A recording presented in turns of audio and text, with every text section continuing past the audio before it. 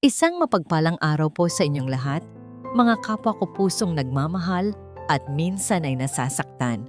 Kumusta po kayo? Sana ay nasa mabuti kayong kalagayan. Samahan niyo po akong muli sa isang kwentong kukuha sa ating mga puso at susubok sa ating pananaw tungkol sa yaman at pamilya. Sinasabi nila, ang pinakamalaking pangarap ng isang ina ay makita ang kanyang anak na magtagumpay.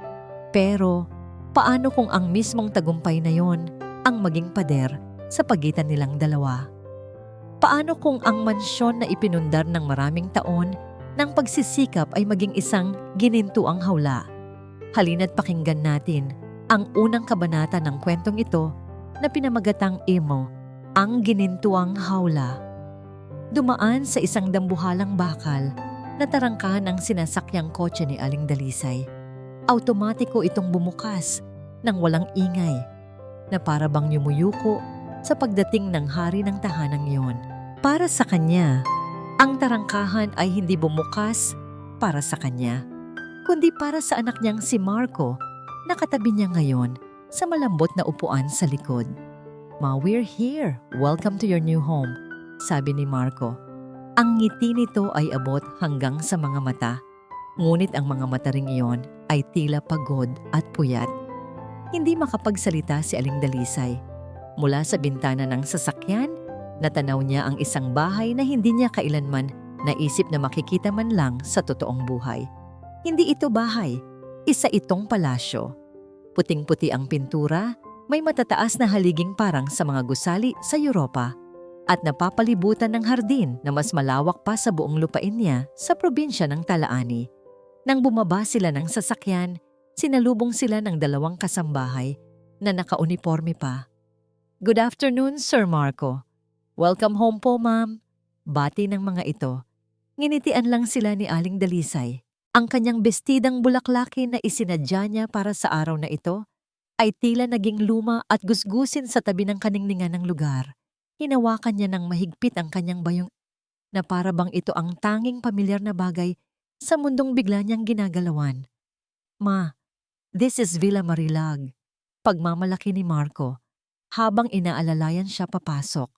Pagpasok nila sa loob, mas lalo siyang namangha. Ang sahig ay kumikinang na parang salamin. Ang mga muebles ay mukhang mamahalin at bawal hawakan.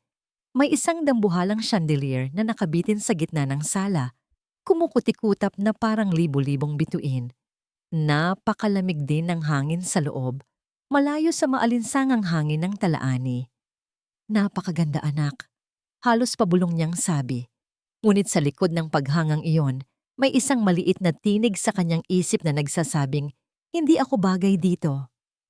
"Ihahatid na kita sa kwarto mo, ma. I'm sure pagod ka sa biyahe."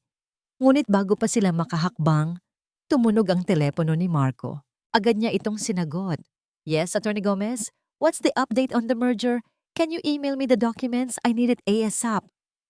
Napatayo na lang si Aling Dalisay sa gitna ng malawak na sala. Pinapanood ang kanyang anak na naglalakad palayo habang kausap ang nasa kabilang linya. Ang Marco na kaharap niya ngayon ay hindi na ang batang lalaki na tinuturuan niyang magbilang gamit ang mga bato sa kanilang bakuran. Isa na siyang CEO, isang taong banyaga sa sarili niyang ina. Ipinakita ng isang kasambahay ang kanyang silid. Mas malaki pa ito sa dati nilang buong bahay. May sarili itong banyo na may malaking bathtub. Pumasok siya doon, sinubukan ng gripo. Nagulat siya nang walang lumabas na tubig. Iwinasiwas niya ang kanyang kamay sa ilalim nito, nagbabaka sakaling may pihitang hindi niya nakikita. Maya-maya'y kusa itong bumuhos, napaurong siya sa gulat. Nang ilayo niya ang kamay, kusa rin itong tumigil, napailing na lang siya. Pati ba namang gripo dito ay tila may sariling isip. Nang maiayos na niya ang kanyang mga gamit, naisip niya ang isang bagay na makapagpapagaan ng kanyang loob. Ang magluto. Lulutuin niya ang paboritong adobo ni Marco.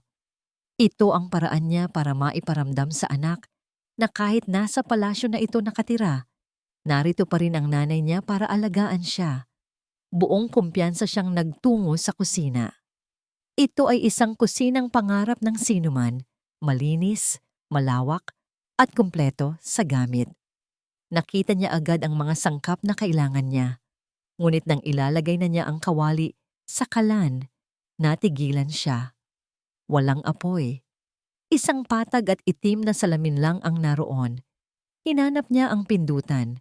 May mga numero at simbolo siyang nakikita. Pinindot niya ang isa, ngunit walang nangyari. Pinindot niya ang lahat, ngunit nanatiling malamig. At walang buhay ang itim na salamin. Paano ba ito pagganahin?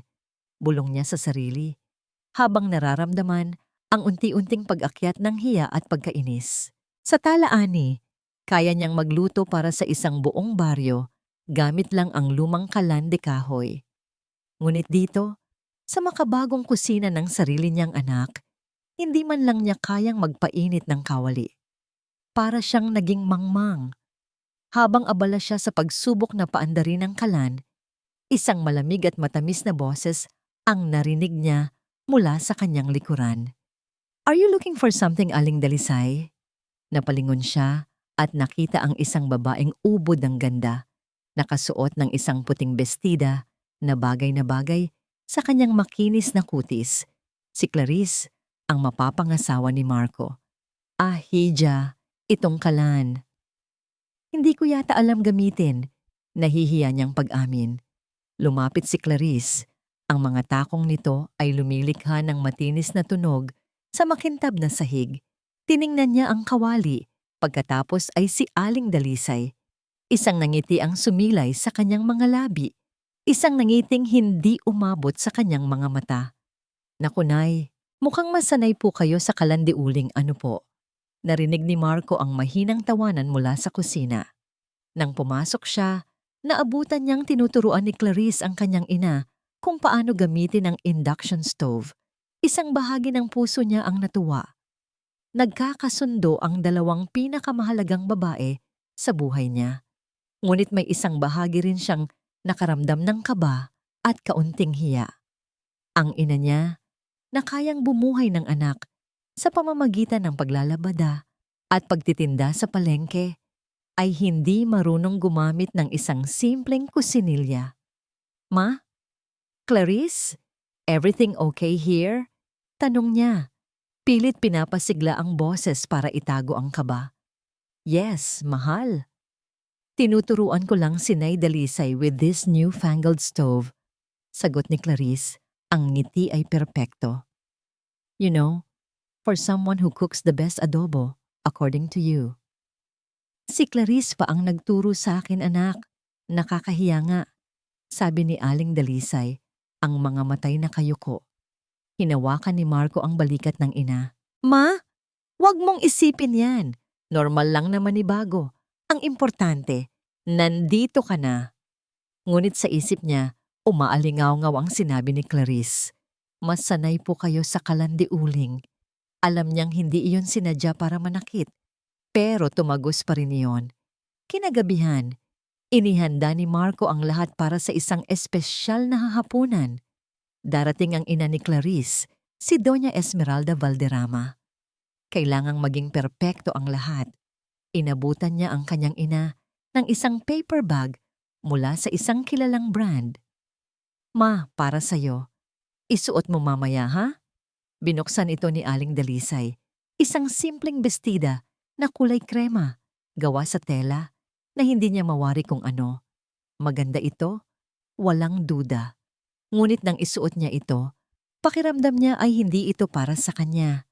Ang tela ay medyo makati, sa balat na sanay sa lumang duster. Ang hiwa ay masyadong moderno. Para siyang nanghiram ng kasuotan na hindi niya pag-aari. Pagbaba niya, nakita niyang naghihintay na si Marco sa paanan ng hagdan. Ngumiti ito ng malawak. "Wow, Ma, you look beautiful.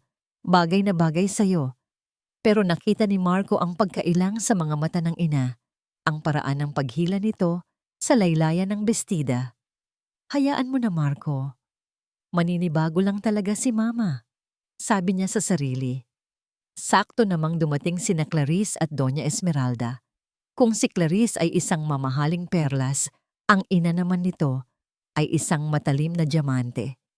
Bawat kilos ni Doña Esmeralda ay may bigat ng kapangyarihan. Mula sa kanyang alahas hanggang sa paraan ng pagtingin niya sa paligid, ipinapahiwatig nitong pag-aari niya ang anumang lugar na kanyang tungtungan. "Good evening, Marco," bati nito. Ang boses ay kasing lamig ng hangin mula sa aircon. "And this must be your mother, Doña Esmeralda." "Si Dalisay po, ang nanay ko," pakilala ni Marco. "It's a pleasure to finally meet you, Dalisay," sabi ng Donya, ngunit ang pagbigkas nito sa pangalan ng kanyang ina ay tila may kasamang pangmamaliit. "I've heard so much about you. You raised a brilliant son." "Salamat po," tipid na sagot ni Aling Dalisay. Nagsimula ang hapunan sa isang tenison na halos nahihiwa ng kutsilyo. Si Marco ang pilit na gumagawa ng usapan, ngunit si Doña Esmeralda ay tila may ibang plano. "So Dalisay, kumusta naman ang buhay sa... Saan nga ulit yon? Probinsya ng Talaani?" Tanong nito habang eleganteng hinihiwa ang kanyang steak. "I imagine it must be very quiet there, very simple." "Opo, payapa po doon," sagot ni Aling Dalisay. "How quaint. Do you grow your own vegetables? Must be nice to eat something that isn't sprayed with pesticides." Patuloy ng Donya, na may kasamang bahagyang tawa na sinabayan ni Clarice. Pakiramdam ni Marco ay unti-unti siyang lumiliit sa kanyang upuan. Bawat simpleng tanong ni Doña Esmeralda ay isang patutsada sa kanilang pinagmulan. Isang paalala na gaano man karami ang pera niya ngayon. Sa mata ng mga Valderrama, siya pa rin ang batang galing sa probinsya at ang ina niya ang buhay na ebidensya nito. Sa gitna ng pagkailang, sinubukan ni Aling Dalisay na abutin ang pitsel ng tubig. Ngunit sa kanyang pag-abot, sumabit ang manggas ng kanyang bagong bestida sa paanan ng kupita ng red wine. Sa isang iglap, tumapon ang pulang alak. Kumalat sa puting-puting mantel na parang dugo. Natahimik ang lahat. Isang matalas na paghinga ang pinakawala ni Doña Esmeralda. Si Aling Dalisay ay nataranta. Agad na kumuha ng serbilyeta para subukang punasan ng mantsa, lalo lang itong ikinalat. "Nako, pasensya na. Hindi ko sinasadya," sabi niya. Ang boses ay nanginginig. "It's okay, Nay," mabilis na sabi ni Clarice, ngunit ang kanyang nangiti ay pilit at ang mga mata ay nag-aapoy sa inis. Hinawakan niya ang kamay ni Aling Dalisay para pigilan ito. "Accidents happen, especially when one is not used to these things." Ang mga salitang yon ay tumama kay Marco na parang sampal. Isang pangiinsultong binalot sa kunwaring pag-unawa. Tumingin siya sa ina. Nakita niya ang matinding hiya at sakit sa mukha nito. Gusto niyang magsalita. Gusto niyang ipagtanggol ang ina niya. Pero wala. Walang lumabas na salita sa kanyang bibig. Natapos ang hapunan ng maaga at may bigat sa hangin. Pagkaalis ng mag-inang Valderrama, naiwan ang nakakabinging katahimikan sa pagitan ni Marco at ng kanyang ina. Tiningnan niya ang malaking mantsa sa mantel. Isang simbolo ng gabing iyon. Isang mantsa sa kanyang perpektong mundo. Huminga siya ng malalim, hindi makatingin ng diretso sa ina. Ang lahat ng tensyon at hiya na tiniis niya buong gabi ay naghahanap ng mapagbubuntunan. "Ma, please," sabi niya. Ang boses ay pagod at puno ng pakiusap. "Sa susunod, mag-ingat po sana kayo. Ayokong mapahiya sa kanila." Hindi sumagot si Aling Dalisay, ngunit nakita ni Marco ang pagbagsak ng mga balikat nito at ang unti-unting pagkawala ng liwanag sa mga mata nito. Sa sandaling iyon, alam niyang mas malalim pa sa mantel ang namantsahan. Ang puso ng kanyang ina, ilang araw na hindi nagkikibuan ng maayos si Aling Dalisay at si Marco. May isang pader na hindi nakikita ang biglang itinayo sa pagitan nila simula noong gabing iyon. Pilit nang ngumingiti si Aling Dalisay tuwing nagkakasalubong sila at pilit ding iwinawak ni Marco ang bigat sa kanyang dibdib. Pinaniwala niya ang sarili na tama lang ang ginawa niya. na kailangan lang matuto ng ina niya na makibagay sa bago nilang buhay. Isang hapon, pumasok si Marco sa silid ng ina. Dala niya ang isang imbitasyon na nakaukit pa sa mamahaling papel. Ma, may event si Clarice mamayang gabi.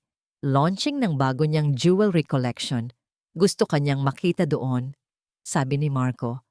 Maingat ang bawat salita. Tiningnan ni Aling Dalisay ang imbitasyon pagkatapos ay ang anak. Anak, hindi na siguro. Hindi naman ako bagay sa mga ganoong pagtitipon. Baka makasama lang ako ulit sa'yo. Ang mga salitang iyon ay parang tinik na bumaon sa puso ni Marco. Ma, wag niyo namang sabihin yan. I want you to be there. Gusto kong makita nila kung sino ang inspirasyon ko. Sa huli, dahil sa pilit ni Marco, pumayag din si Aling Dalisay. Muli siyang binihisan ng maganda. Minake upan ng bahagya.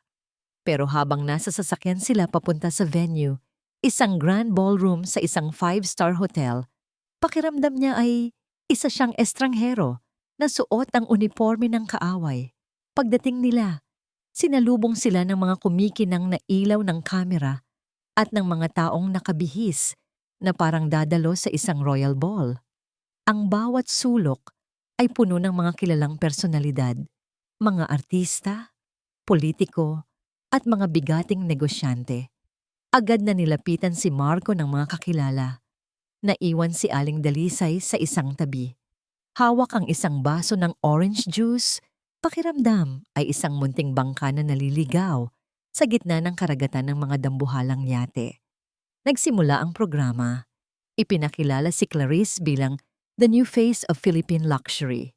Di lumabas siya sa entablado. Suot ang isang kumikinang na kwintas na sentro ng kanyang koleksyon. Pagkatapos ng kanyang maikling talumpati, tinawag niya si Marco sa entablado at kasunod nito, sa gulat ni Aling Dalisay, tinawag din ang kanyang pangalan. And of course, let's give a warm welcome to the woman behind our successful CEO, his loving mother, Aling Dalisay. Nagpalakpakan ang mga tao. Inalalayan siya ni Marco paakyat sa entablado. Ang mga ilaw ay nakakasilaw. Ang mga mata ng daan-daang tao ay nakatutok sa kanya.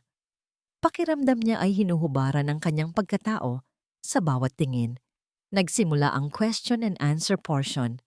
Isang babaeng reporter na may matalas na tingin ang nagtaas ng mikropono. Mr. Soliman, it's a known fact that you came from very humble beginnings. May I ask your mother, anong sakripisyo po ang ginawa ninyo para mapalaki ang isang henyo sa negosyo? Totoo po bang nagtitinda kayo ng dyaryo noon sa kalye para lang may pambaon si Sir Marco? Ang tanong ay direkta, walang paligoy. Para itong isang matalim na kutsilyo na humiwa sa telo ng karangyaan, ipinapaalala sa lahat ang kanilang nakaraan. Napatingin si Aling Dalisay kay Marco. Inaasahan niyang makikita ang pagmamalaki sa mga mata nito. Ngunit ang nakita niya ay pagkataranta, isang mabilis na pag-iwas ng tingin.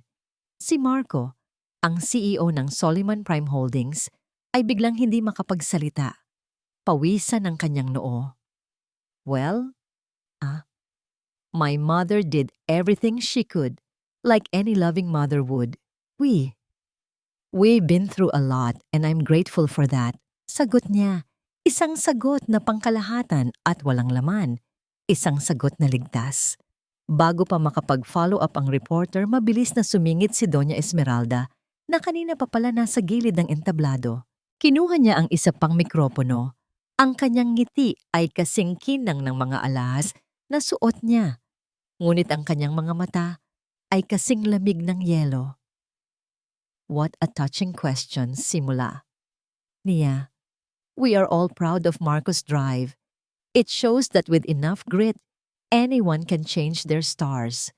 But I believe what's more important now is to focus on the brilliant future he has built, a future he shares with my daughter, Clarice. Let's not dwell on a past that is best forgotten, shall we? Nagpalakpakan ang mga tao, sumasang-ayon sa sinabi ng Donya. Ang kanyang mga salita ay tila isang papuri. Ngunit para kay Aling Dalisay, ito ay isang sampal. A past that is best forgotten. Ang nakaraan na yon. Ang pagtitinda ng dyaryo, ang paglalabada hanggang magkasugat-sugat ang mga kamay, ang mga gabing walang tulog. Iyon ang pundasyon kung nasaan si Marco ngayon. At ngayon, ipinapahiwatig ng lahat na yon ay isang bagay na dapat ikahiya at ibaon sa limot. Hindi na niya kinaya. Dahan-dahan, habang abala ang lahat sa pagpalakpak, bumaba si Aling Dalisay sa entablado. Walang nakapansin sa kanya maliban sa isang waiter. Tumulo ang luha sa kanyang mga mata. Isang luhang mainit at puno ng sakit at pagkadismaya. Habang naglalakad siya palayo, sa gitna ng ingay ng mga nag-uusap, narinig niya ang boses ng kanyang anak. Nakausap si Clarice sa mahinang tono, ngunit sapat na para marinig niya. Bakit ba kasi isinama pa si Mama dito? Ang tanong na yon ay ang huling patak na nagpaapaw sa kanyang puso. Hindi ang mga mapanlait na tingin ng mga tao, hindi ang mga salita ni Doña Esmeralda, kundi ang mismong mga salita ng kanyang anak ang nagwasak sa kanya. Sa ginintuang hawla na yon, naramdaman ni Aling Dalisay na siya ay hindi isang ina na dapat ipagmalaki, kundi isang lihim na dapat itago. Kinabukasan matapos ang gabi ng kahihiyan, kumatok si Marco sa silid ng ina. Walang sumasagot. Dahan-dahan niyang pinihit ang seradura at pumasok. Naabutan niya si Aling Dalisay na tahimik na nagtutupi ng mga damit at inilalagay sa luma nitong bayong. Hindi damit pambahay, kundi ang mga damit na dala niya mula sa probinsya. Ma, anong ginagawa na niyo? Tanong ni Marco, biglang kinabahan. Uuwi na ako, anak, sagot ni Aling Dalisay. Hindi lumilingon. Ang boses niya ay kalmado, ngunit sa ilalim ng kapayapaang yon ay may basag na tunog. Hindi ako para dito. Pabigat lang ako sa'yo. Isang kahihiyan. Ang huling salita ay tumama kay Marco na parang kidlat. Narinig niya ang sinabi niya kay Clarice. Ma, hindi totoo yan. Nadala lang ako ng sitwasyon. Patawarin niyo ko. Pakiusap niya, lumalapit sa ina. Sinubukan niyang hawakan ang braso nito, ngunit umilag ito. Huwag, Marco, sabi nito. Sa wakas ay humarap sa kanya. May luha sa mga mata nito, ngunit hindi ito umiiyak. Mas masakit tingnan. Ayos lang, anak. Naiintindihan ko. Malayo na ang narating mo. Hindi na pwedeng hilahin ka pababa ng nakaraan mo. At ako ang nakaraan mo. Hindi, ma. Kayo ang nanay ko. Paano ako makakarating dito kung wala kayo? Desperado niyang sabi. Ma, malapit na ang kasal. Anong sasabihin ko sa mga tao kung wala ka doon? Please, ma. Stay. Para sa akin. I promise, babawi ako sa'yo. Hindi ko nahahayaang mangyari ulit yon. Natigilan si Aling Dalisay. Tinitigan niya ang anak. Nakita niya ang pagmamakaawa sa mga mata nito. Sa huli, tulad ng dati, nanalo ang pagmamahal niya para sa anak. Dahan-dahan niyang ibinaba ang damit na hawak. Isang tahimik na pagsuko. Sa mga sumunod na araw, sinubukan ni Marco na tuparin ang kanyang pangako. Ngunit ang paghahanda sa kasal ay naging isang digmaan kung saan siya ang nasa gitna, pilit na pinagbabalanse ang dalawang magkaibang mundo. Isang araw, isinama niya ang ina sa final fitting ng isusuot sa kasal. Naroon si Clarice at si Doña Esmeralda kasama ang isang sikat na fashion designer. Habang sinusukat ni Clarice ang kanyang gown na tila gawa sa ulap at mga perlas, tahimik na inilabas ni Aling Dalisay mula sa isang supot ang isang magandang baro na gawa sa pinya juicy, bordado ng kamay. Ito ang ipinagawa niya sa pinakamagaling na mananahi sa kanilang bayan. Ito sana ang isusuot ko, anak, sabi niya kay Marco. Ang mga mata ay may bahid ng pag-asa. Ngumiti si Marco. Ang ganda niyan, ma. Authentic Filipiniana. Ngunit bago pa siya matapos, lumapit si Doña Esmeralda. Tiningnan nito ang baro mula ulo hanggang paa. Ang nangiti ay manipis. Oh, how traditional. It's lovely, Dalisay, but perhaps a bit too provincial for the theme. Our theme is modern elegance, you see. Don't worry. The designer has already prepared something for you, something more fitting. Ipinakita ng designer ang isang simpleng silk dress na kulay beige. Maganda ito, ngunit walang kaluluwa. Walang kwento. Tumingin si Aling Dalisay kay Marco, naghahanap ng kakampi.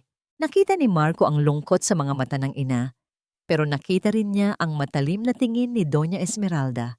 Upang maiwasan ang gulo, ngumiti siya ng pilit. Sige na ma, maganda rin naman yan. Para terno tayong lahat. Walang imik na isinabit ni Aling Dalisay ang bordadong baro. Muli, nanahimik na lang siya. Ang sumunod na laban ay nangyari sa food tasting. Ang menu ay puno ng mga pagkaing banyaga na hindi man lang mabigkas ni Aling Dalisay ang pangalan. Pwedeng magdagdag ng isang putahe? Mahinang tanong ni Aling Dalisay. Kahit isang bandehadong sinampalukang manok lang sana. Yun kasi ang paborito ni Marco noong bata pa siya. Yun ang niluluto ko sa tuwing may kaarawan siya. Biglang tumawa si Clarice. Oh nay, that's so sweet. But I don't think chicken in tamarind broth would go well with French wine and truffle pasta. Clarice is right, segunda ni Doña Esmeralda. We have international guests coming. We must consider their sophisticated palate. That dish is too common, too Filipino, for lack of a better term. Nasaksihan ni Marco ang lahat. Naalala niya ang lasa ng sinampalukang manok ng kanyang ina. Ang asim na nagpapangiwi sa kanya, pero hahanap-hanapin niya. Naalala niya ang init nito na nagpapaginhawa sa kanya tuwing siya'y may sakit. Ngunit sa harap ng mga Valderrama, ang paborito niyang pagkain ay naging common. Ang alaala niya ay naging provincial. At muli, pinili niyang manahimik. Pinili niya ang kapayapaan. Isang kapayapaan na unti-unting pumapatay sa diwa ng kanyang ina. Kinagabihan, habang papalabas na ng dining rooms si Aling Dalisay, pagod at talunan, narinig niya ang boses ni Doña Esmeralda na kausap si Clarice sa kabilang silid. Ang boses ay mahina, ngunit sapat na para marinig. Clarice, darling, during the wedding ceremony itself, make sure that woman stays in the background. She can sit in the second or third row. And during the reception, let's keep her introductions to a minimum. She is an embarrassment. Hindi na gumalaw si Aling Dalisay. Nakatayo lang siya sa dilim ng pasilyo. Ang mga salitang yon ay hindi na nakasakit. Para na lang itong kumpirmasyon ng lahat ng bagay na matagal na niyang nararamdaman. Sa kasal ng sarili niyang anak, siya ay isang bisitang kailangang itago. Araw ng kasal. Nangingibabaw ang galak sa simbahan. Para kay Marco, ito ang kulminasyon ng lahat ng kanyang pagsisikap. Bawat bulaklak, bawat kilalang mukha sa mga bangko, bawat hiyawan ng pagbati, lahat ay tila nagpapatunay na ang dating batang nagtitinda ng dyaryo ay isa na ngayong hari. Sa wakas, ang pangalang Soliman ay makapantay na sa Valderrama. Nakatayo siya sa altar, nakasuot ng isang suit na hinulma para sa kanya, perpekto sa bawat tahi, gwapo, makapangyarihan, nasa tuktok ng mundo. Nang tumugtog ang bridal march at dahan-dahang lumakad si Clarissa sa aisle, nawala ang lahat ng tao sa kanyang paningin. Sa sandaling iyon, siya ang perpektong nobya, isang anghel na bumaba sa lupa para sa kanya. Ang lahat ng pag-aalinlangan, ang lahat ng tensyon ng mga nakaraang linggo, ay tila naglaho.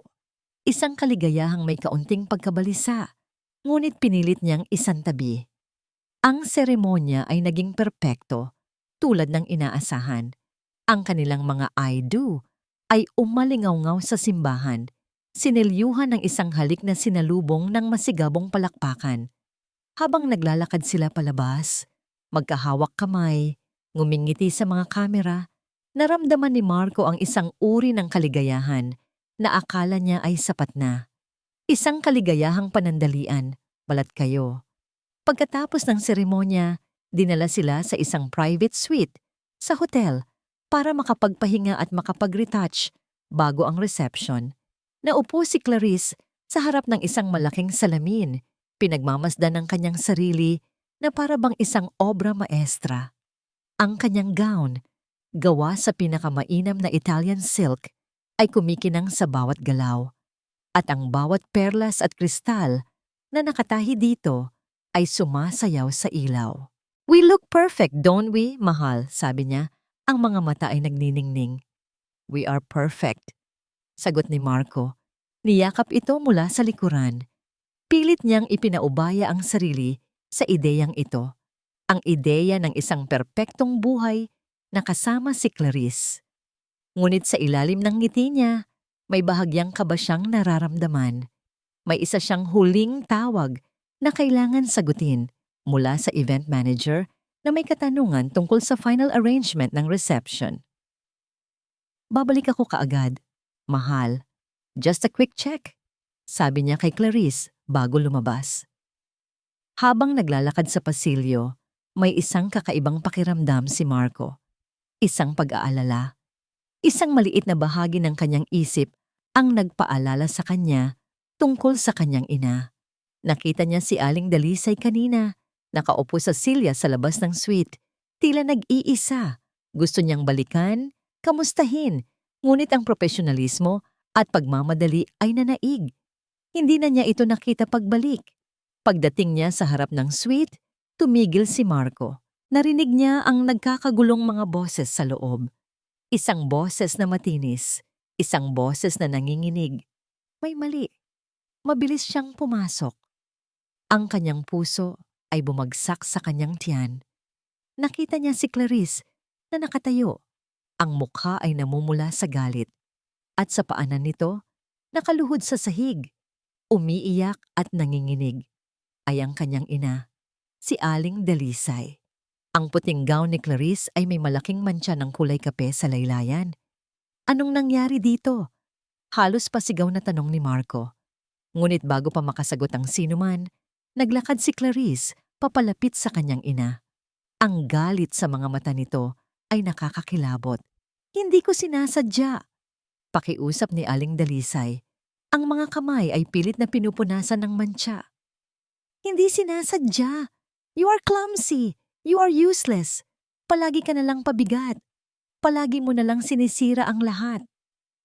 Ang bawat salita ay isang latigo. Ang bawat salita ay dumurog sa puso ni Marco. "Hija, pakiusap." Ngunit hindi na nakikinig si Clarice. Sa tindi ng galit at kahihiyan, itinaas niya ang kanyang kamay. Isang malutong na tunog ang umalingaw-ngaw sa silid. Isang sampal. Isang sampal na dumapos sa pisngi ni Aling Dalisay. Napatingin si Marco. Napatid ang kanyang hininga.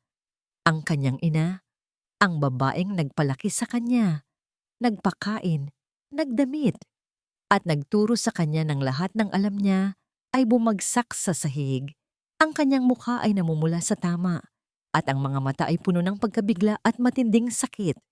Ang malutong na tunog ng sampal ay tila umalingaw-ngaw sa kanyang isip, muling-muli. "Wala kang kwentang matanda." Huling sigaw ni Clarice.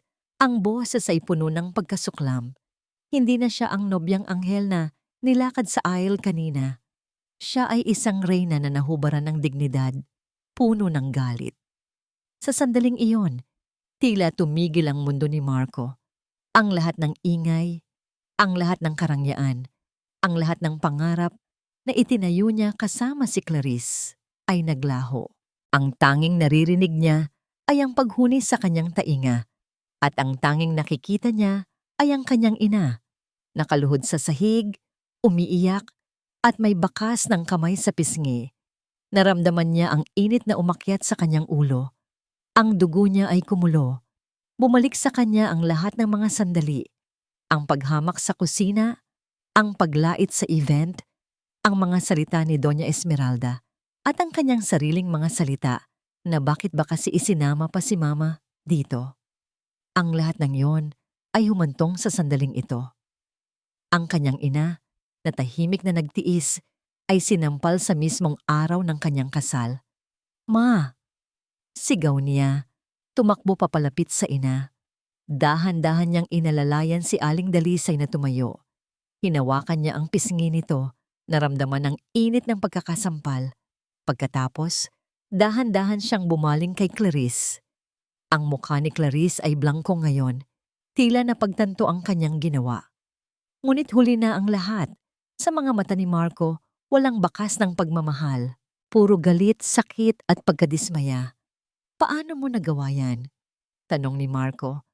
Ang boses ay kalmado, ngunit may panginginig, na halos hindi marinig. Ngunit sa ilalim ng kalmadong yon, may isang malakas na bulkan ang sumasabog. Marco, she ruined my gown on our wedding day. Depensa ni Clarice, pilit na pinipigilan ang sarili. Ang gown mo? Ang gown mo ba ang mas mahalaga kaysa sa nanay ko? Sigaw ni Marco, na ngayon ay buong lakas na. Lumapit siya kay Clarice, ang mga mata ay nag-aapoy. Ilang beses ko nang tiniis, ilang beses ko nang pinalampas. Pero ito, ang nanay ko sinampal mo, dahil lang sa mantsa. Pero Marco, ang kasal natin. Walang kasal, putol ni Marco. Ang kanyang boses ay bumalik sa pagiging malamig, ngunit ang lamig na ito ay mas nakakatakot kaysa sa galit. Wala nang kasal. Tapos na. Natahimik ang lahat sa silid. Ang makeup artist, ang coordinator, ang mga kaibigan ni Clarice na nasa loob din. Lahat sila ay natigilan. Si Clarice ay tila hindi makapaniwala. Anong sinasabi mo? Tiningnan ni Marco ng diretso sa mga mata si Clarice. Ang kanyang ina ay nakakapit sa kanyang braso, nanginginig. Ang sakit sa puso niya ay mas matindi pa sa galit. Ngunit alam niya na wala na siyang ibang pagpipilian. Ang kanyang ina, ang kanyang dugong buo. Hindi niya kailanman hahayaang maltratuhin ito ng ganoon. Tapos na ang kasal. Ulit niya. Malinaw at matatag ang bawat salita. Lumapit siya kay Clarice. Ang muka ay walang emosyon. Itigil ang lahat. At sa sandaling iyon, ang perpektong mundo na pinagsikapan niyang itayo ay gumuho. Ang mga pangarap niya kasama si Clarice ay naging abo. Ngunit sa unang pagkakataon, naramdaman ni Marco ang isang kakaibang kalayaan. Ang kalayaan ng pagpili, ang kalayaan ng pagtatanggol sa pinakamahalaga sa kanyang buhay. Nagsimula ang gulo. Para kay Doña Esmeralda Valderrama, ang pagdeklara ni Marco Soliman ng paghinto ng kasal ay hindi lamang isang kahihiyan. Ito ay isang deklarasyon ng digmaan. Ang tunog ng kanyang tinig na nagpahinto sa seremonya, ang pagkabigla sa mga mukha ng mga bisita, ang pagbagsak ng mukha ni Clarice, lahat ng iyon ay parang mga saksak sa kanyang pagkatao.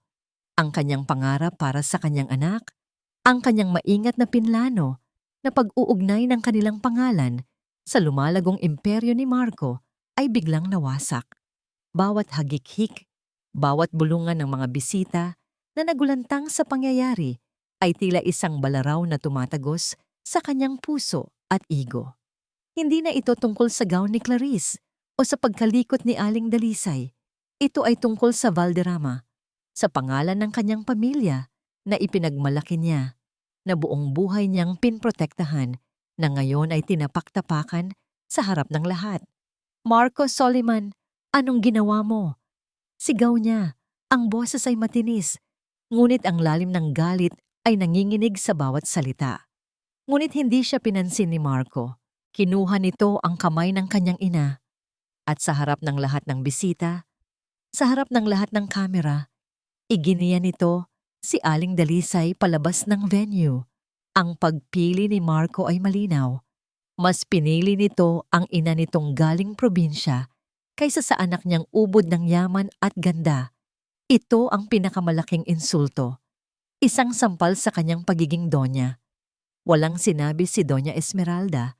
Pinanood lang niya ang paglabas ng mag-ina. Ang kanyang mga kamao ay nakakuyom ng mahigpit na halos magdugo ang kanyang palad.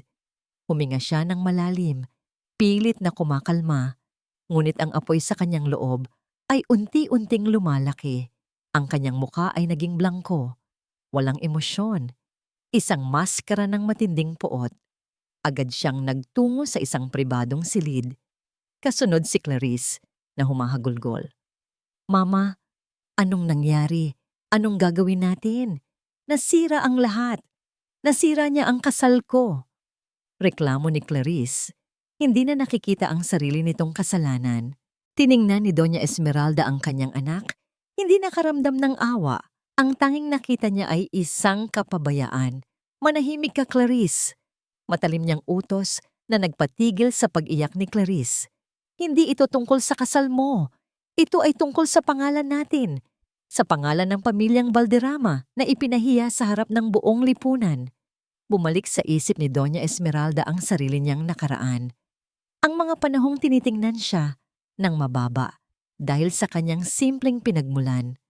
Ang mga panahong pinagtawanan siya, pinagkaitan ng oportunidad. Pinangako niya sa sarili noon na hinding-hindi na niya hahayaang mangyari iyon. Na ang kanyang pangalan ay magiging kasing bigat ng ginto. At ngayon, isang Marcos Soliman lang ang sisira dito? Hindi. Hinding-hindi niya hahayaan. Si Aling Dalisay ay isang paalala ng kanyang kinasusok lamang nakaraan. At si Marcos Soliman ang kumakatawan sa lahat ng mga hamak na tingin na natanggap niya noon. Mabilis siyang kumuha ng telepono. Walang oras para sa pag-iyak o pagsisi. Kailangan niyang kumilos. Attorney Delgado, it's Doña Esmeralda Valderrama. I need you to do something for me. I need you to initiate a full-scale corporate attack on Soliman Prime Holdings. Pull out all our investments, discredit them in the market, leak any damaging information. I want them to crash. I want Marcos Soliman to lose everything. Ang kanyang boses ay malamig, matatag, at walang bahid ng pag-aalinlangan. Nasa kabilang linya, ang abogado ay tila nagulat. Doña, that would be a very aggressive move. It could have repercussions. I don't care about repercussions. Just do it. Gawin mo ang lahat para lumuhod siya sa harapan ko. Para makita niya kung gaano kalaki ang pagkakamali niya sa pagpili sa isang hamak na probinsyana kaysa sa isang Valderrama. Pagkatapos ng tawag, tumingin siya kay Clarice na nakatulala pa rin. From this day forward, Clarice, you will disassociate yourself from Marcos Soliman. No more public appearances with him. No more statements defending him. Let him burn. Samantala, lumabas si Marco at ang kanyang ina sa hotel. Sinalubong sila ng flash ng camera at hiyawan ng mga reporter. Sir Marco, is it true you called off the wedding? Aling Dalisay, what can you say about the incident? Clarice Valderrama's camp is claiming you publicly humiliated her. Ngunit hindi sila pinansin ni Marco. Hawak niya ng mahigpit ang kamay ng kanyang ina. Ang tanging mahalaga sa kanya ngayon ay ang ilayo ang ina sa kaguluhan. Isang taxi ang kanilang sinakyan. Iniwan ang lahat ng pamilya Valderrama at ang kanilang galit na nag-aalab sa kanilang likuran. Sa loob ng suite, tiningnan ni Doña Esmeralda ang TV screen na nagbabalita na ng breaking news. Wedding of the year called off. Ang mga komento sa social media ay umuusok na. Ngumiti siya. Ito pa lang ang simula. Makalipas ang ilang oras, nagsimulang bumaba ang shares ng Soliman Prime Holdings. Ang mga analyst ay nagtatanong kung bakit. Ang mga kakompetensya ay nagtatanong kung may problema sa leadership ni Marco. Tiningnan ni Doña Esmeralda ang screen ng kanyang telepono. Isang balita ang lumabas. Soliman Prime Holdings, pinangangambahan ang pagbagsak matapos ang public scandal ng CEO. Muling ngumiti si Doña Esmeralda. Ngayon, hindi na ito isang kahihiyan. Isa na itong pagkakataon. Isang pagkakataon para iparamdam kay Marcos Soliman ang tunay na halaga ng pagiging Valderrama. Sinimulan mo ito, Marco. Bulong niya sa sarili habang nakatanaw sa kislap ng syudad mula sa kanyang bintana. Tatapos ako. Luluhod ka sa harapan ko at magmamakaawa. Hindi ka pa nakakakilala ng tunay na Valderrama. Ang mga araw na sumunod sa insidente sa kasal ay naging isang bangungot para kay Marco. Ang dating maaliwalawas na Villa Marilag ay tila naging isang kulungan. Tahimik lang ang kanyang ina, si Aling Dalisay, na tila bumalik sa dati nitong pagiging mahiyain. Tanging ang mga mata nito ang nagpapahayag ng sakit na nararamdaman. Samantala, si Marco sa unang pagkakataon sa kanyang buhay bilang CEO ay nakaramdam ng matinding takot at kawalan ng kontrol. Hindi pa nga lumalabas ang araw. Nasa opisina na siya ng Soliman Prime Holdings. Ang mga balita tungkol sa scandalous wedding cancellation ay kumalat na sa buong bansa. Ang mga reporter ay nakabantay sa labas ng kanilang building. At ang mas malala, ang stock market ay nag-react ng mas malala pa sa kanyang inasahan. Nagsimula ang sunod-sunod na pagpupulong. Ang bawat meeting ay puno ng tensyon. Ang mga kasosyo na dati ay yumuyuko sa kanya ay ngayon ay tumitingin na may pag-aalinlangan. Marco, we need answers, sabi ng isa sa mga board members. Our investors are pulling out. Our stocks are plummeting. What exactly happened? And how do you plan to fix this mess? Pilit na ipinaliwanag ni Marco ang sitwasyon. Sinubukang ipagtanggol ang kanyang desisyon. Ngunit ang mga tingin sa kanya ay hindi na paggalang, kundi pagdududa. Walang nakikinig. Ang kanilang tanging interes ay ang kanilang pera at ang reputasyon ng kanilang kumpanya. Isa-isa, nagsimula silang magbalot ng kanilang mga papeles. Ang bawat isa ay isang patalim na tumatarak sa kanyang imperyo. I'm sorry, Marco, but this is too risky for us. We're pulling our investments. Sabi ng kanyang pinakamalaking kasosyo, walang emosyon sa mukha. Ang balita ay mabilis na kumalat sa buong opisina. Nagsimulang mag-alala ang mga empleyado. Nakita niya ang takot sa kanilang mga mata, ang mga bulungan sa paligid. Ang mga tao na minsan ay sumasaludo sa kanya, ay ngayon ay tila nagtatago sa kanyang paningin. Ang kanilang mga trabaho ay nakasalalay sa kanya at pakiramdam niya ay nabibigo niya silang lahat upang mapanatili ang operations ng kumpanya at mabayaran ang sweldo ng mga empleyado. Nagsimulang magbenta si Marco ng kanyang mga personal na ari-arian. Una ang kanyang sports car, ang pulang Ferrari na pinagmamalaki niya. Pagkatapos ay ang kanyang koleksyon ng mga mamahaling relo. Bawat benta ay isang piraso ng kanyang pagkatao na tila nawawala. Ang mga material na bagay na pinaniniwalaan niyang sumisimbolo sa kanyang tagumpay ay ngayon ay nagiging panakip-butas lang.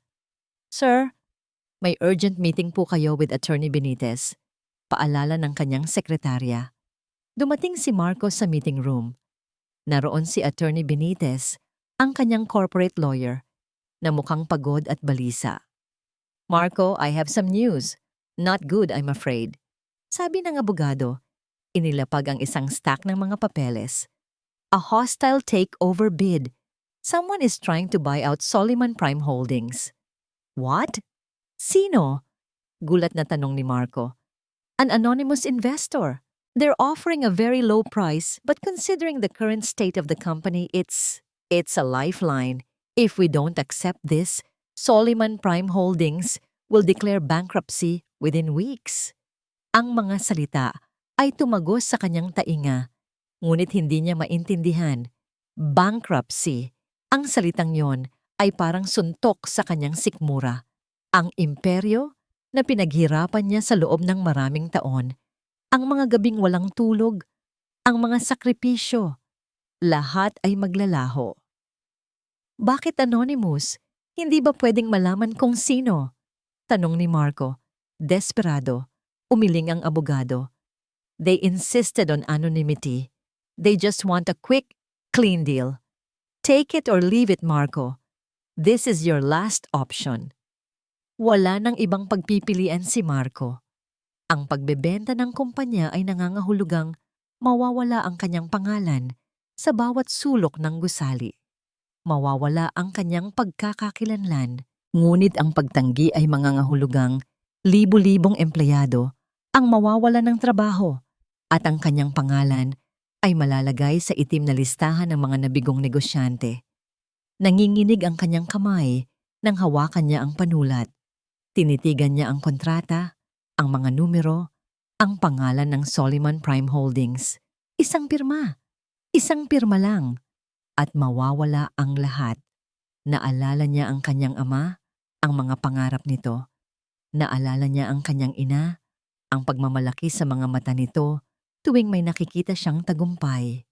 At ngayon, ipinagbebeta niya ang lahat ng iyon. Ang bawat piraso ng kanyang pagkatao ay tila unti-unting lumalabas sa kanyang katawan. Isinulat niya ang kanyang pangalan. Matapos ang proseso ng paglipat ng pag-aari, naramdaman ni Marco ang isang uri ng pagkabingi. Wala na. Ang lahat ay tapos na. Nagpaalam na siya sa kanyang mga empleyado. Ang bawat isa ay may halong lungkot at awa sa kanilang mga mata. Iniwan niya ang opisina na kanyang pinaghirapan. Ang kanyang mga yapak ay bumalik sa dating pagiging tahimik. Hindi na ang dating mabilis at may kapangyarihan. Habang papalabas siya ng building, tinawag siya ni Attorney Benitez.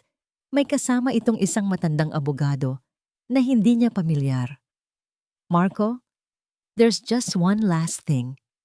The new owners asked me to give this to you, sabi ng kanyang abogado. Inabutan siya ng isang business card. Nagulat si Marco. Anonymous? Ngunit may binigay na business card? May mali. Dahan-dahan niyang kinuha ang card. Ang pangalan sa card ay nakasulat sa ginto. Chairwoman, Valderrama Group of Companies, Esmeralda Valderrama. Ang pangalan ay parang kidlat na tumama sa kanya. Si Doña Esmeralda. Ang lahat ng galit, ang lahat ng kahihiyan, ang lahat ng pagkabigla, lahat ay bumalik. Hindi ito isang anonymous buyer. Ito ay isang maingat na pinlanong paghihiganti. Isang paghihiganting nakatago sa likod ng kunwaring tulong. Nanlumo si Marco. Ang buong mundo ay tila umikot. Ang kanyang mga tuhod ay nanghina. Ang lahat ng kanyang pinaghirapan ay hindi lang nawala, kundi kinuha ng kanyang pinakamalaking kaaway. Ang huling piraso ng kanyang pagkatao ay tila umalis sa kanyang katawan. Bumagsak si Marco sa sahig. Ang kanyang imperyo ay gumuho at kasama nito ang kanyang pag-asa. Ang init ng araw ay tila hindi na nakakarating sa puso ni Marco. Ilang oras matapos niyang malaman ang katotohanan tungkol sa mga Valderrama, dumating ang mga tauhan ni Doña Esmeralda sa Villa Marilag. Walang paunang abiso.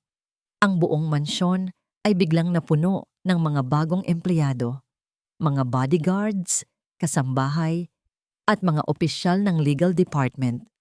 Ang lahat ng gamit ni Marco, ang mga ipinundar niya sa loob ng maraming taon, ay biglang naging ari-arian ng iba. Mr. Soliman, we have been instructed to escort you out. The property is now under the Valderrama Group, sabi ng isang abogado. Ang boses ay kalmado, ngunit may pangingibabaw. Walang pagpipilian si Marco. Tumingin siya sa kanyang ina, si Aling Dalisay, na tahimik na nakaupo sa sala, tila walang alam sa nangyayari. Ang kanyang mga mata ay blangko, puno ng pagod. Ang lahat ng pinagdaanan nila ay tila kumain na sa kanyang kaluluwa. Ma, kailangan nating umalis, mahina niyang sabi. Inalalaya ng ina. Inilabas nila ang kanilang iilang gamit. Ang mamahaling damit ni Marco, ang mga sapatos niya, ang iilang alaala na pwede pa niyang mahawakan. Ang lahat ng kanyang ipinagmalaki, ang lahat ng simbolo ng kanyang tagumpay ay nawala na. Ang Villa Marilag, ang kanyang palasyo, ay hindi na sa kanya. Ito ay naging isang hawla na pinagsaraduhan sa kanya. Isang lumang taxi ang kanilang sinakyan. Walang destinasyon. Wala siyang pera na sapat para sa isang disenteng hotel.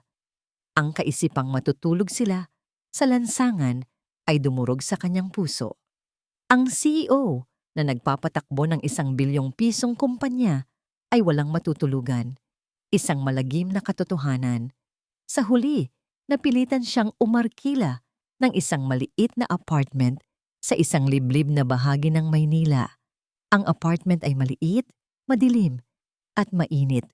Malayong-malayo sa Villa Marilag. Isang maliit na kama, isang lumang fan, Isang banyo na may amoy ng kalumaan. Ito ang lahat ng natitira sa kanila. Habang inaayos ni Aling Dalisay ang kanyang iilang gamit, marahan lang ang kanyang mga kilos. Nakita ni Marco ang puting buhok ng ina. Ang mga balikat nito nabaluktot na sa pagod at pagdadala ng pasanin. Ang puso niya ay kumirot. Siya ang dahilan ng lahat ng ito. Ang kanyang pagkamakasarili, ang kanyang pagiging duwag, ang kanyang pagpapahalaga sa material na bagay, sa status.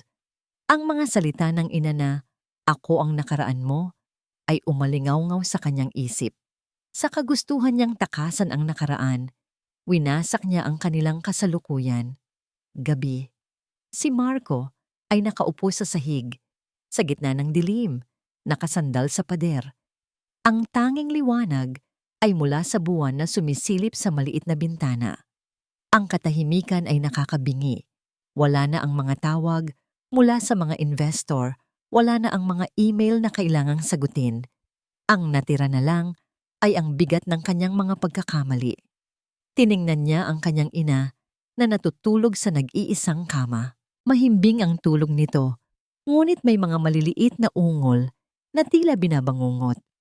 Ang babaeng buong buhay na nagsakripisyo para sa kanya ay natutulog ngayon sa isang kwartong hindi man lang hamak na mas maganda sa dati nilang bahay sa probinsya. Napaiyak si Mark. Isang iyak na walang tunog. Isang iyak na galing sa kaibuturan ng kanyang kaluluwang wasak. Maya-maya, nagising si Aling Dalisay. Tila nagulat ito sa paligid. "Anak, nasaan tayo?" tanong nito. Ang boses ay may halong pagkalito. Nasa bago po nating bahay, ma. Pansamantala lang," sagot ni Marco. Pilit tinatago ang panginginig ng kanyang boses. Ngumiti si Aling Dalisay, ngunit ang namngiti ay hindi umabot sa kanyang mga mata. "Kamukha mo talaga ang tatay mo, lalo na kapag nag-aalala ka." "Si Berto, miss na miss ko na siya." Natigilan si Marco. Matagal nang pumanaw ang kanyang ama. Bihira na itong banggitin ng kanyang ina. "Magpahinga na po kayo, ma," sabi niya. Inayos ang kumot nito. Ngunit bago siya makatalikod, hinawakan ni Aling Dalisay ang kanyang kamay. Ang mga mata nito ay tila malayo ang tinitingnan, puno ng inosenteng pagtataka. Ngumiti ito ng matamis. "Anak, kailan nga ulit ang kasal mo?" Ang tanong na yon ay parang isang punyal na bumaon nang malalim sa puso ni Marco. Mas masakit pa kaysa sa pagkawala ng kanyang kumpanya. Mas masakit pa kaysa sa paghihiganti ni Doña Esmeralda. Ang lahat ng sakit, ang lahat ng kahihiyan na dinanas ng ina dahil sa kasal na yon, lahat ay nabura sa isip nito na parang hindi nangyari. Sa sandaling iyon, napagtanto niya ang isang mas malagim na katotohanan. Hindi lang ang kanyang kayamanan at karera ang nawala sa kanya. Unti-unti na ring nawawala ang kanyang ina. Lumipas ang ilang buwan. Ang bawat araw ay isang pagsubok sa katatagan ni Marco. Ang dating CEO na sanay sa bilis ng takbo ng negosyo ay natutong magdahan-dahan. Ang kanyang mundo ay lumiit mula sa malalaking boardrooms patungo sa 4 na sulok ng kanilang maliit na apartment. Ang kanyang schedule ay hindi na puno ng mga meeting, kundi ng mga paalala kung kailan iinumin ng kanyang ina ang gamot nito. Sa umaga, ipinagluluto niya si Aling Dalisay. Sa tanghali, sinusubuan niya ito. Sa gabi, kinukwentuhan niya ito ng mga alaala mula sa kanilang buhay sa probinsya. Mga kwentong paulit-ulit na lang na para bang sa bawat pagkukwento ay sinusubukan niyang ipaalala sa ina kung sino sila. "Ma, natatandaan niyo po ba yung puno ng mangga sa likod bahay natin? Yung inaakyat ko kahit pinagbabawalan niyo ko." Ngumingiti si Aling Dalisay, isang nangiting matamis, ngunit walang laman. "Ang tatay mo, si Berto, mahilig din umakyat ng puno.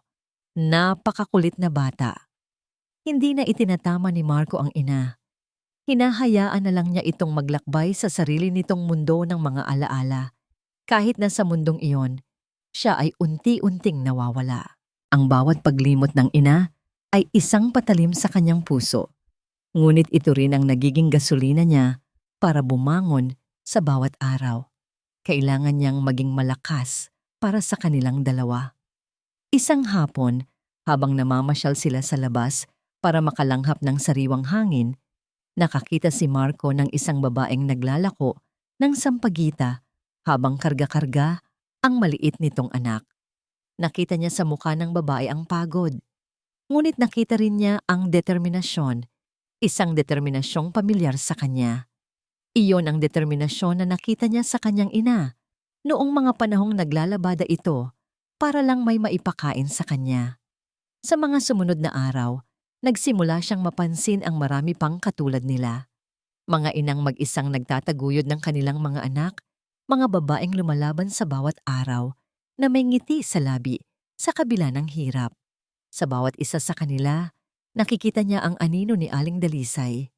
Nakikita niya ang parehong sakripisyo, ang parehong pagmamahal na walang hinihintay na kapalit. Isang ideya ang biglang nabuo sa kanyang isip. Isang ideyang hindi tungkol sa pagpapayaman o pagbabalik sa tuktok. Isang ideyang mas malaki kaysa sa kanya. Ginamit ni Marco ang natitirang pera mula sa pagbebenta ng kanyang mga huling mamahaling gamit. Hindi ito malaki. Halos sapat lang para makapagsimula. Nagtungo siya sa isang maliit na opisina ng gobyerno, isang lugar na malayong-malayo sa mga naglalakihang gusali ng mga abogado na dati niyang pinupuntahan. Doon, sa isang simpleng lamesa at sa harap ng isang matandang empleyado, pinirmahan niya ang mga papeles. Itinatag niya ang isang maliit na foundation. Isang non-profit organization na ang layunin ay tulungan ang mga single mothers sa mga mahihirap na komunidad sa pamamagitan ng pagbibigay ng maliit na puhunan para sa kanilang mga negosyo. Ang pangalan ng foundation, Pundasyon Pag-asa. Pag-asa para sa mga inang katulad ng sa kanya at pag-asa para sa sarili niya na sa pamamagitan nito, mahahanap niya ang bagong kahulugan ng kanyang buhay. Ngunit ang pagsisimula ay hindi naging madali. Ang opisina ng pag-asa ay ang sala lang ng kanilang apartment. Siya ang CEO, ang messenger, ang accountant, lahat-lahat na. Naglakad siya sa mga eskinita, kinumbinsi ang ilang kababaihan na maniwala sa kanyang proyekto.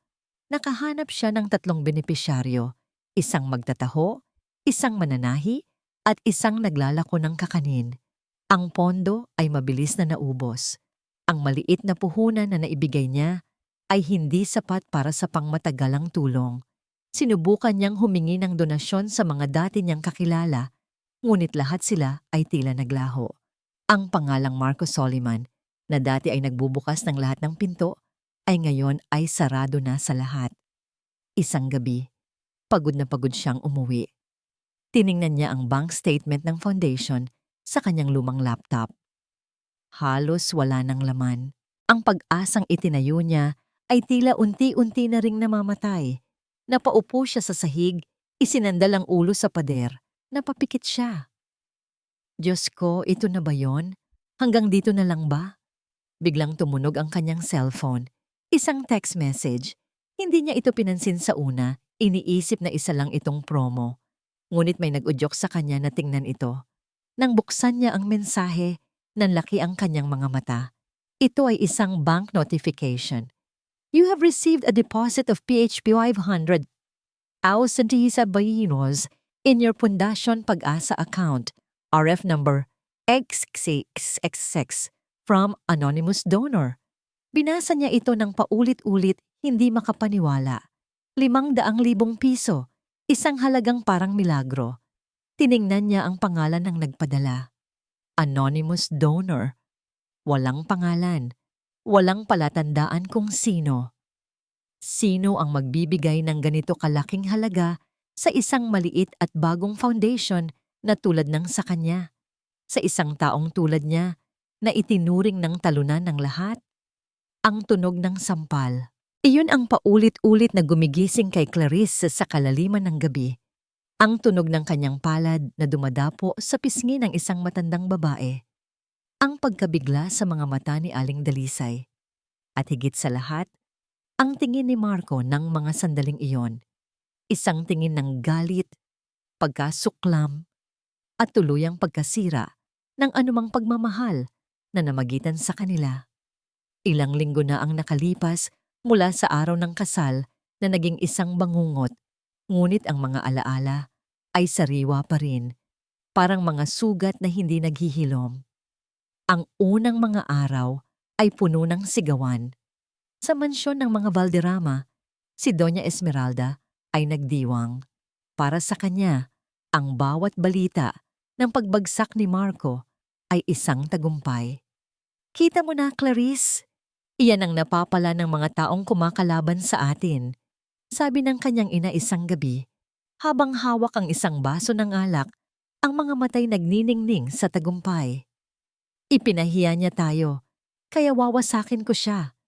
Luluhod din sa atin niyang si Marco Soliman, ngunit hindi na tagumpay ang nakikita ni Clarice. Ang nakikita niya ay isang halimaw, isang babaeng nilalamon ng sariling paghihiganti.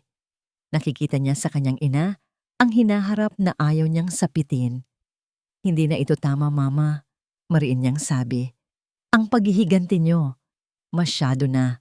You're destroying a man's life. He destroyed your wedding. He destroyed our name. Ganti ni Doña Esmeralda. Ako ang sumira ng kasal, Mama. Ako ang sumampal sa ina niya. Sigaw ni Clarice. Sa wakas ay inamin ang katotohanan sa sarili. At kayo? Kayo ang nagtulak sa akin na maging ganoon. Pinalaki niyo kong maniwala na ang halaga ng tao ay nasa yaman at pangalan. I'm tired of it, Mama. I'm tired of being you. Iyon ang huling pag-uusap nila. Kinuha ni Clarice ang kanyang mga gamit. Ang perang minana niya sa kanyang ama na matagal nang pumanaw at nilisan ang mansyon. Sa pag-alis niya, hindi lang bahay ang kanyang tinalikuran, kundi ang buong buhay na kinalakihan niya. Lumipat siya sa isang kondo, maluwag at moderno, ngunit walang laman. Sa bawat gabi, ang katahimikan ay kanyang kalaban. Binubuksan niya ang telebisyon o ang kanyang laptop at ang mukha ni Marco ang kanyang nakikita. Mga balita tungkol sa pagbagsak ng Soliman Prime Holdings, mga larawan niya na pagod at tila bapasan ang buong mundo. Bawat balita ay parang isang suntok sa kanyang sikmura. Ang bawat pagbagsak ni Marco ay kasalanan niya. Hindi niya na kayang tiisin. Hindi niya kayang mabuhay na daladala ang bigat ng pagsisisi. Kailangan niyang gumawa ng paraan. Hindi para maibalik si Marco. Alam niyang imposible na yon. Kundi para sa sarili niya. Para sa kapatawaran na hindi niya mahihingi ng harapan. Isang araw, tumawag siya sa isang pribadong abogado. Isang taong walang koneksyon sa kanyang pamilya. I want to make an anonymous donation to a new foundation. Sabi niya, ang boses ay formal at walang emosyon. The foundation is called Pag-asa. I want the transaction to be completely untraceable back to me. Can you do that? Sinunod ng abogado ang kanyang utos. Ginamit niya ang isang malaking bahagi ng kanyang mana. Sa bawat pagpindot niya sa confirm para sa bank transfer, nararamdaman niya ang isang uri ng kaluwagan na para bang isang maliit na bahagi ng kanyang kasalanan ay nababayaran. Ngunit hindi ito sapat. Ang pagtulong mula sa malayo ay hindi nagpapatahimik sa kanyang konsensya. Isang hapon, hindi niya napigilan ang sarili. Nagmaneho siya papunta sa address ng apartment na nalaman niya mula sa kanyang investigador. Isang lugar na malayong-malayo sa kinagisnan niyang Forbes Park. Ipinark niya ang kanyang mamahaling kotse sa isang eskinita, sapat na malayo para hindi mapansin. At doon, sa ilalim ng init ng araw, naghintay siya. Makalipas ang ilang minuto, lumabas sila. Si Marco, na ngayon ay mas payat, suot ang isang simpleng t-shirt, ay marahang tinutulak ang isang wheelchair at nakaupo doon, nakatingin sa kawalan, ay si Aling Dalisay. Nakita ni Clarice ang pagod sa mukha ni Marco, ngunit nakita rin niya ang isang bagay na hindi niya nakita noon. Isang uri ng kapayapaan, isang uri ng pag-aalaga na buong puso. Maingat niyang pinunasan ang pawis sa noo ng ina, may ibinulong na tila biro at ngumiti. Sa sandaling iyon, napagtanto ni Clarice ang isang masakit na katotohanan. Minahal niya ang CEO, minahal niya ang yaman, ang kapangyarihan, ang imahe ni Marco Soliman. Ngunit ang lalaking iyon, ang anak na nag-aalaga sa kanyang ina, sa gitna ng kahirapan, hindi niya ito tunay na kilala at alam niyang hinding-hindi siya magiging karapat-dapat para dito. Napahawak siya sa kanyang manibela at tahimik na umiyak. Isang iyak ng pagsisisi at pagtanggap. Kinagabihan, habang nakatanaw siya sa mga ilaw ng syudad mula sa bintana ng kanyang kondo, tumunog ang kanyang telepono. Ang pribadong abogado niya. Ma'am Clarice, good evening. May development po. Ang Pundasyon Pag-asa, partikular na ang head nito na si Mr. Soliman, ay nag-iimbestiga. Gusto niyang malaman kung sino ang anonymous donor. Natigilan si Clarice. Nanlamig ang kanyang mga kamay. Anong gagawin natin, ma'am? Tanong ng abogado sa kabilang linya. Lumipas ang 2 taon. Ang Pundasyon Pag-asa ay hindi na isang maliit na pangarap na isinilang sa isang madilim na apartment. Ito ay isa ng ganap na institusyon, isang sinag ng pag-asa para sa daan-daang ina sa iba't ibang komunidad. Mula sa sala ng apartment, nakalipat na sila sa isang maliit ngunit disenteng opisina. Mayroon na siyang ilang staff at mga volunteers. Ang pangalang Marco Soliman, na dating simbolo ng corporate greed, ay ngayon ay iniuugnay na sa serbisyo at pagtulong. Hindi na siya mayaman. Wala na ang mga kotse, ang mansyon, ang mga mamahaling damit. Ngunit sa unang pagkakataon sa kanyang buhay, naramdaman niya ang tunay na yaman. Isang araw, habang abala siya sa pag-aasikaso ng mga papeles, may dumating na isang sobre para sa kanya. Inihatid ng isang courier. Wala itong pangalan ng nagpadala, tanging ang pangalan niya lang ang nakasulat. Nagtataka niya itong binuksan. Sa loob ay isang maikling sulat. Nakasulat sa isang formal na letterhead ng isang law firm. Mr. Soliman, pinakiusapan ako ng aking kliyente na iparating sa inyo ang liham na ito. Nais niyang malaman ninyo na ititigil na niya ang pagbibigay ng donasyon sa Pundasyon Pag-asa. Naniniwala siyang kaya na nitong tumayo sa sarili nitong mga paa. Ang huling donasyon ay naipadala na. Hindi na niya nais pang itago ang kanyang pagkatao, lalo na't alam niyang matagal mo nang pinaiimbestigahan kung sino siya. Ngunit hinihiling niyang huwag mo na siyang subukang hanapin o kausapin. Ang kanyang pagtulong ay hindi isang paraan para humingi ng kapatawaran, kundi isang paraan para mapatawad niya ang kanyang sarili. Naway magpatuloy ang iyong mabuting gawain. Sumasa inyo, Attorney Ramirez. Sa ilalim ng sulat, may isang maliit na pangungusap na isinulat kamay. Tila idinagdag sa huling sandali. I'm happy for you, Marco, and I am truly sorry. Kilala niya ang sulat kamay na yon. Kilala niya ang bawat kurba ng mga letra. Clarice. Napaupo si Marco. Sa loob ng 2 taon, may hinala na siya. Ngunit ang makita ang kumpirmasyon ay ibang usapan. Si Clarice, ang babaeng nagdulot ng matinding sakit sa kanila, ang siya ring naging tulay para muling siyang makabangon. Hindi niya alam kung ano ang dapat maramdaman, galit, pasasalamat, o awa. Ngunit habang tinititigan niya ang sulat, wala siyang naramdamang galit. Ang naroon ay isang malalim na pag-unawa. Pareho silang naging biktima ng kanilang mga maling pangarap. Pareho silang nasaktan. At sa kanilang sariling paraan, pareho silang sumubok na maghilom. Tumingin siya sa labas ng bintana sa abalang kalsada ng Maynila. Ngumiti siya ng bahagya. Isang ngiti ng pagtanggap at pagpapalaya. Hindi na niya hahanapin si Clarice.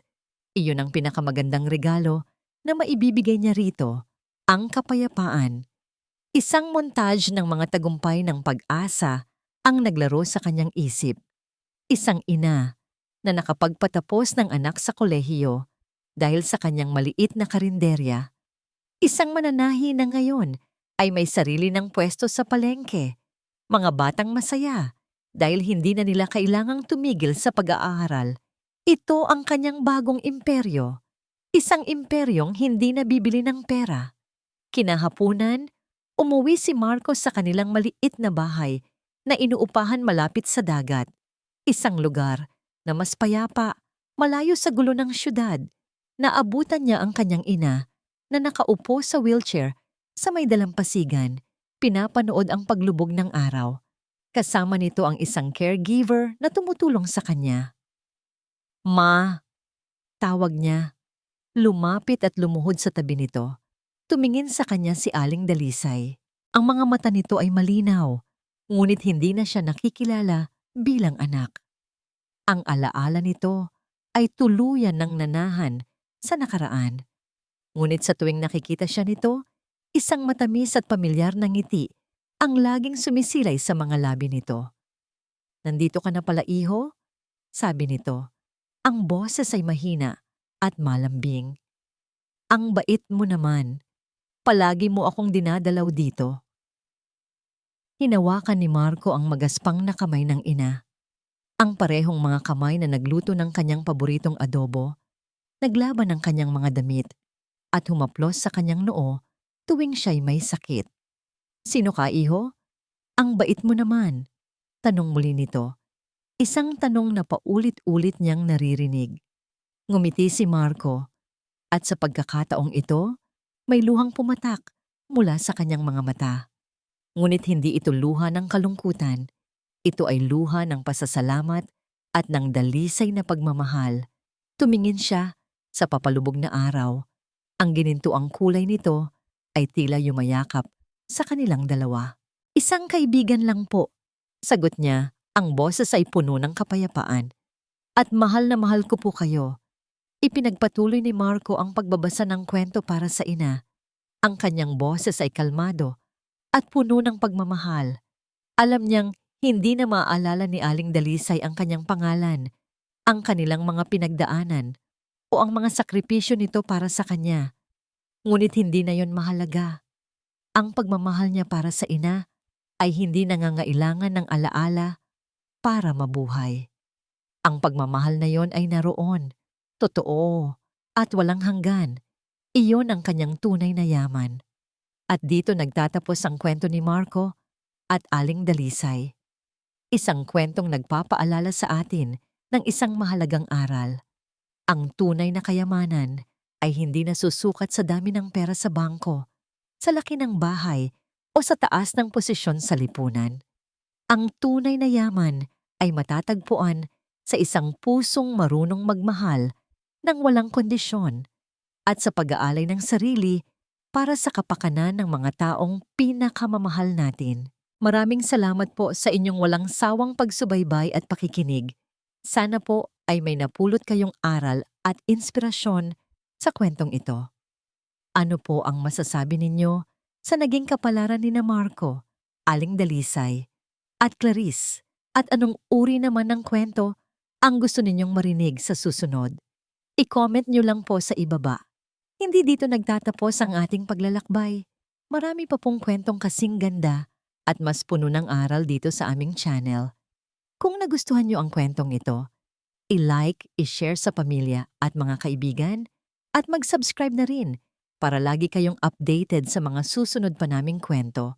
I-click nyo ang notification bell para kayo ang unang makarinig kapag may bago kaming upload. Pagpalain po kayo ng Panginoon, kayo at ang inyong buong pamilya. Hanggang sa muli.